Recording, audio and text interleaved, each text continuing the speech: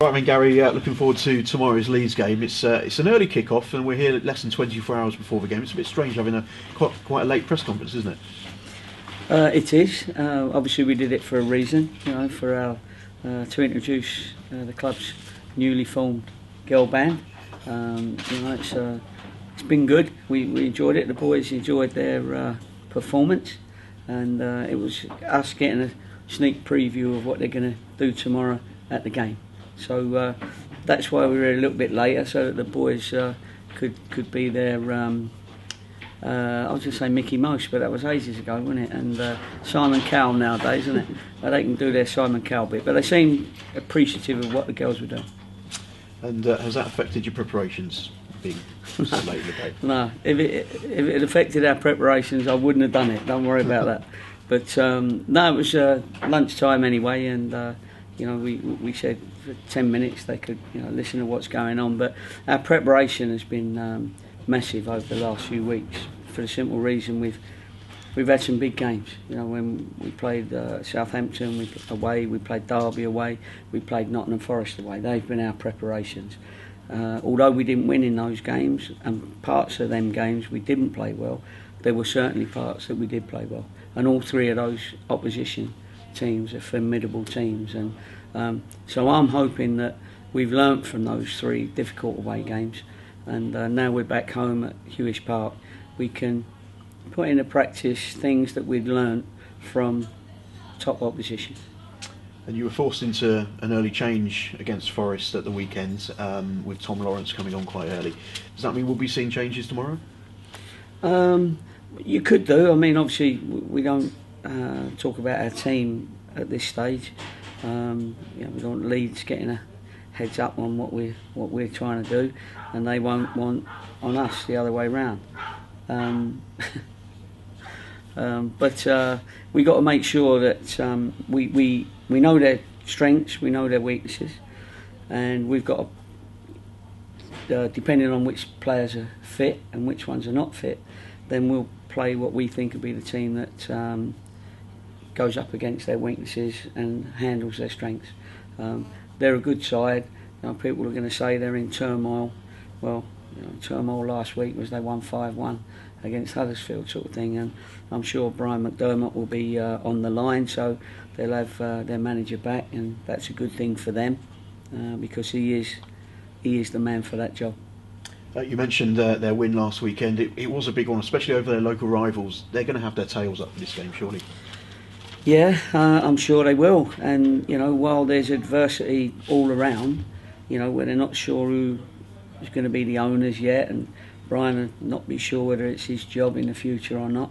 But that's when managers and players close ranks, and that's when they shut out any outside problems, or try to, and do the job, a professional job, which is what we're all paid to do, and I'm sure that's what they'll do. So we're not going to be able to talk as our team talk before the game and say, look, they're in disarray, because they won't be.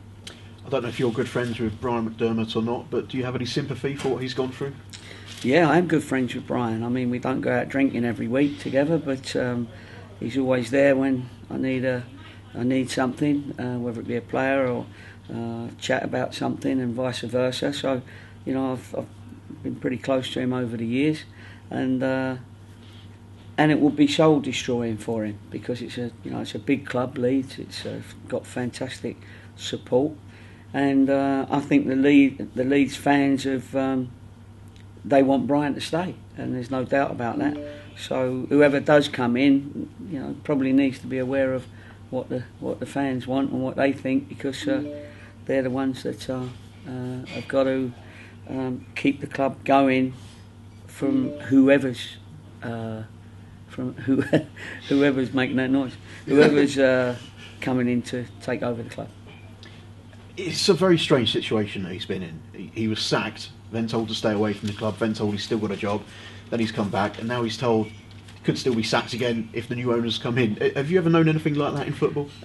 No, it's a new one, isn't it? You think you've seen it all in football, and then all of a sudden something else crops up that a manager gets sacked by somebody who's not taken over yet, sort of thing. That's what it seems to us on the outside. But it's good that he's gone back there and he hasn't been a shrinking violet and just walked away from it. He's taken over it again and he'll be in charge of our game, I'm sure. So, everything else is politics for them, really. And it's too big a club to implode, and certainly he's too professional to make that a negative for them coming into our game. 12:15 kick-off, does that affect your preparations for the game? It does affect our preparation, the early start, because we've got to make sure that the boys don't just roll out of bed at 10 o'clock and turn up at the game and expect to start straight away and be at their best. That's not going to happen. So we've arranged a breakfast for them at 8:30. They've all got to be there. Fines on a match day are always double.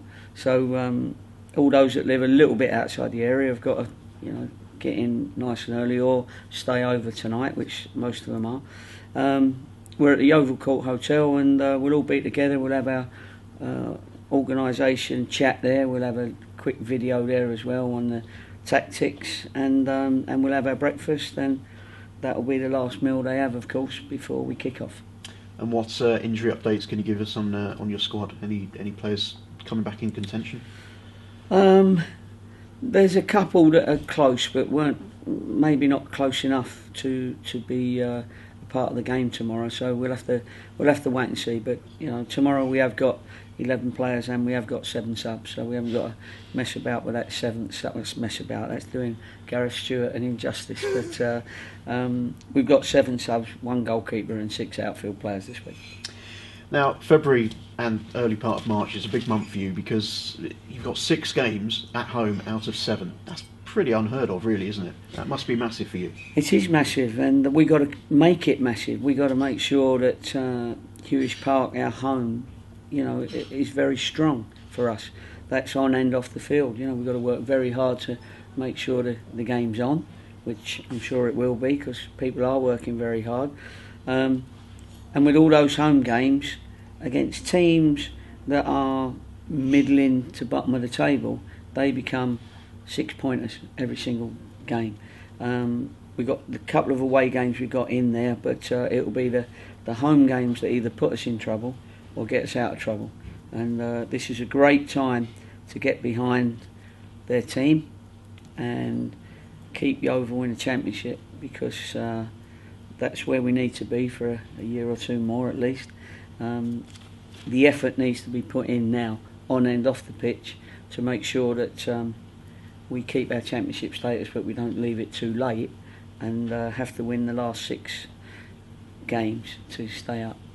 It's very cliche to talk about fans as a 12th man, but I suppose for you here, it really does matter and it really does mean it. It does matter, and they've not let us down, to be fair. We don't normally have to appeal to the fans. I don't like that word. He uses appeal all the time, and we don't appeal. All we can say is it'd be fantastic if we treat this a little bit like the playoff semi-final against Sheffield United, because that's how important I believe these next few games are.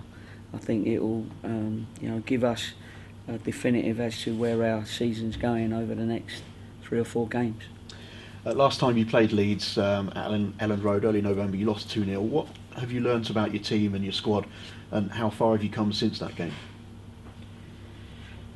Well, to some people, they might say we haven't come very far because we're bottom of the table at the moment. But we've picked up 20 points. We need, probably another 26. I did say I think we'll be picking up more points in the second half of the season, and I still believe that. You can pull me on it at the end of the season, but and I think the last 3 games have just given the lads every chance of seeing where they need to be at the level where you're competing against Premiership and teams that are about to go are ready for the Premiership. Of course, we're not going to be that ready, but we got to be ready for the teams around us, and that's where we've got to be at the moment. Just looking forward ahead to the Millwall game on Tuesday as well. Ed Upson, you sold him to Millwall. Was there any conditions in that deal that means he can't play on Tuesday? Yeah, there was.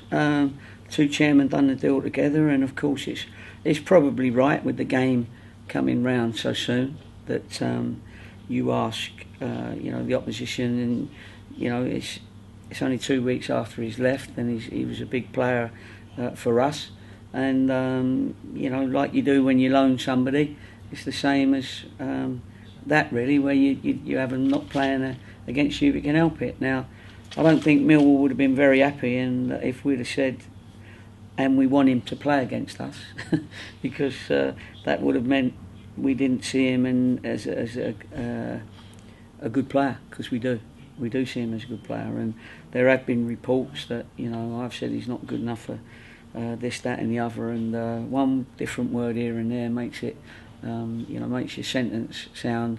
People can read it as they want, and of course that's upset Ed, and it's probably upset Millwall. But listen, on the record, he was a very good player for us. We didn't want to lose him, but the circumstances, which is what I've always said, dictated that that needed to happen. And there's a lot of circumstances that are out there, out of contract.